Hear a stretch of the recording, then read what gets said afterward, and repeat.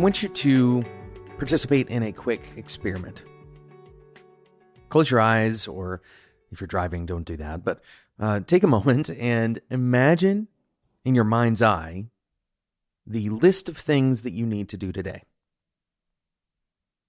Now, it's very possible that you just imagined a specific interface that you use to manage your to-do list. But if you are thinking about all of the things that you have on your kind of responsibility list today, it's possible that it extends beyond whatever that interface is. And it's also very likely that you're missing something from the list that ultimately will be needed today. Now, we're not going to get into the discussion of how to manage a to-do list necessarily today, but I do want to talk to you about a specific problem that we face with various team processes and personal processes when it comes to managing work. We've talked a lot about prioritization processes and really processes in general.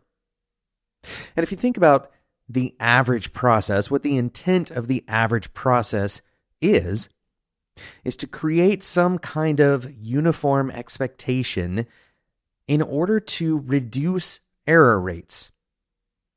Think about it. The most common reason why somebody would want to introduce a process is to take care of gaps that are present if the process otherwise is not introduced.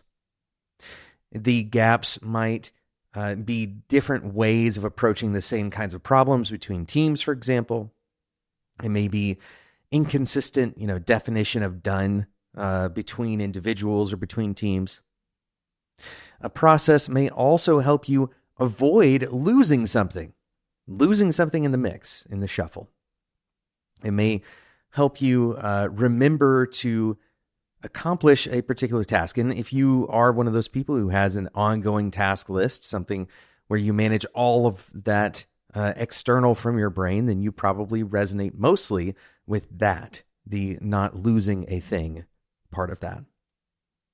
But there's another wrinkle to this problem that something like process actually creates. It exacerbates if you're not careful, or if you misuse process, broadly speaking. This idea of creating uniformity can have backlash. Perhaps in many ways it can have backlash, but today we're going to talk about the work of a German psychiatrist and pediatrician, Hedwig von Restorff. Hopefully I'm saying that correctly. The work was done way back in 1933. We're going to talk a little bit about that right after we talk about today's sponsor.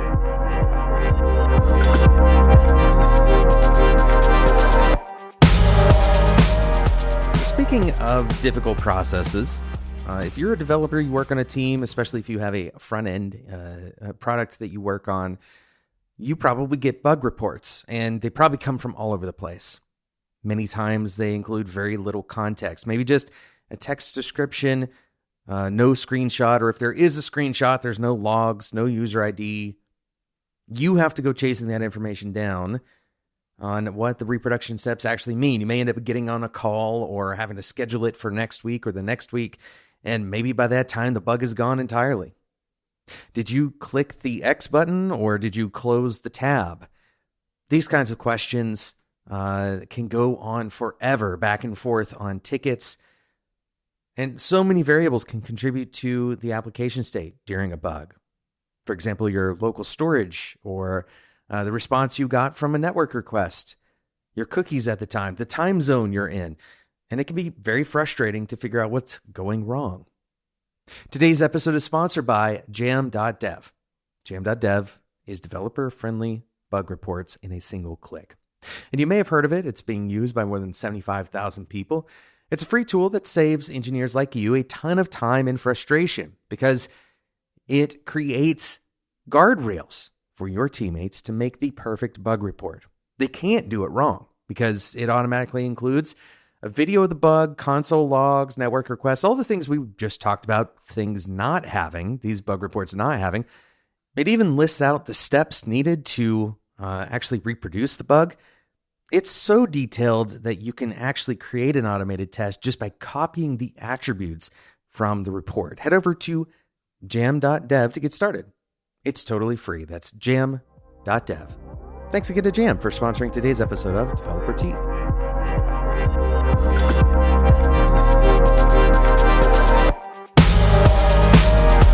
So we're going to talk about the work of von Restorff, the Restorff isolation effect. We can also recall something that we talked about in a recent episode, the Zeigarnik effect, and we might mention that during this process as well. But the von Restorff effect is essentially the idea that you remember things that stand out. This should be pretty intuitive for most people, but we don't think about the opposite side of this effect very often.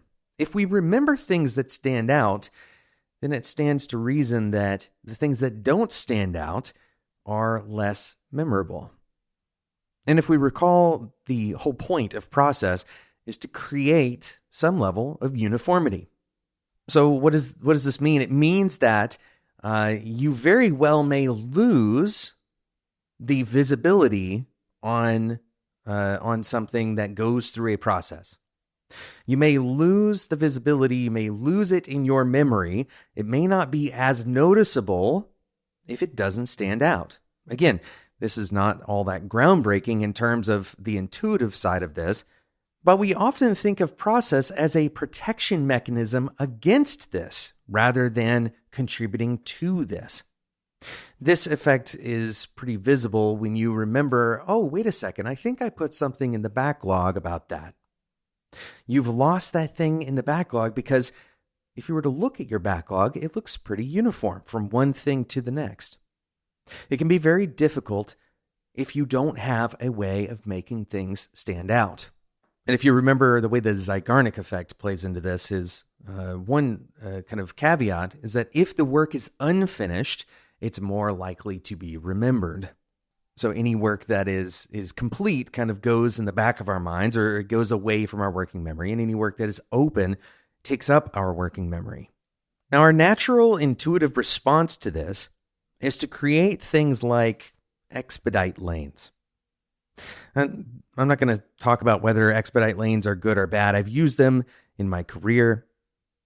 But what they do is they provide a differentiation of some kind.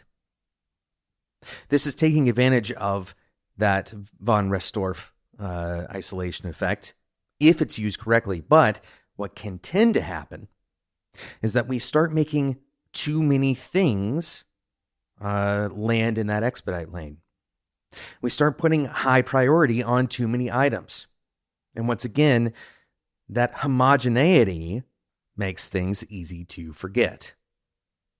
And so, what does this mean? What does it mean for us in our work to kind of defeat both of these effects, right? Because the other kind of abuse of the Zeigarnik effect is to create a ticket and get it into progress, so we know it's being worked on. That's one way that we know that is not going to get lost if we put it into progress rather than putting it into the backlog.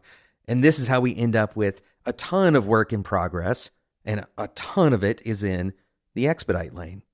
As a general rule, a healthier team is going to have very few things in an expedite lane and very few things in progress at any given point in time. At first glance, this may seem like it's not a very productive team. They're not paying attention to the high priority items if they don't have things in their expedite lane. They're not working on enough things if you take a quick glance at this and you don't know about these effects. But in fact, that is the most likely way that the expedite lane will actually do something useful. If you're limiting your work in progress, and if you have a very clear system of making one thing stand out, in other words, taking advantage of that von Restorff effect, isolation effect, if you have a clear way to make things stand out, then it will actually your brain will actually see it as standing out. The problem that we have run into with this over and over in our industry, and really in every industry, is that everything being urgent creates a homogeneity so that nothing is urgent. And this is the science to back it up. So the question that I'm going to ask you today, I'm not going to assign homework today. Sometimes I do that on this show. The question I'm going to ask you instead is, how do you make something stand out? In your work, in your life, how do you ensure that something is memorable? I would challenge you, maybe I will give you a little bit of homework.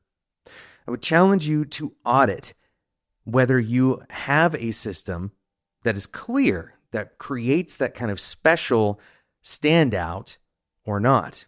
Are you abusing that system? Do you have it, but now it's become just a copy of the things that don't stand out?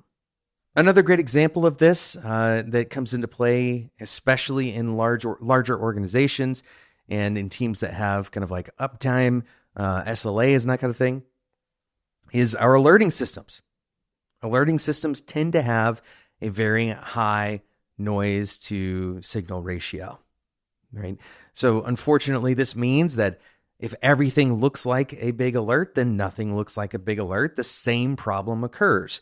The things that stand out are memorable, but if it doesn't stand out, it's hard to remember.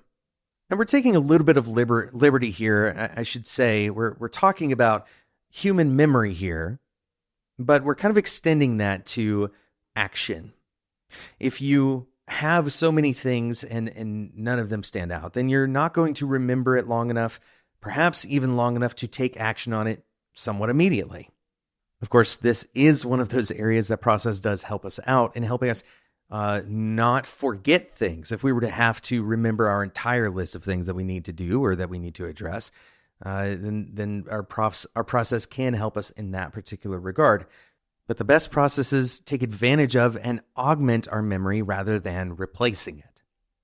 Thanks so much for listening to today's episode of Developer Tea. I hope you will go and take some time to look into this kind of effect and figure out how does it impact the work that you do, how does it impact your personal processes, maybe your team, your company, and that you can do some kind of audit. What can you do to take advantage of the von Restorff effect, isolation effect, and the Zeigarnik effect, the one that we talked about in the previous episode. Thanks so much for listening. Thank you again to Jam for sponsoring today's episode. Head over to jam.dev. It's totally free, and you're going to have much better bug reports if you start using Jam. That's jam.dev. If you enjoyed this episode, I'd encourage you to join the Developer Tea Discord community. It is alive and well. Head over to developertea.com/discord to join totally free. Thanks so much for listening, and until next time, enjoy your tea.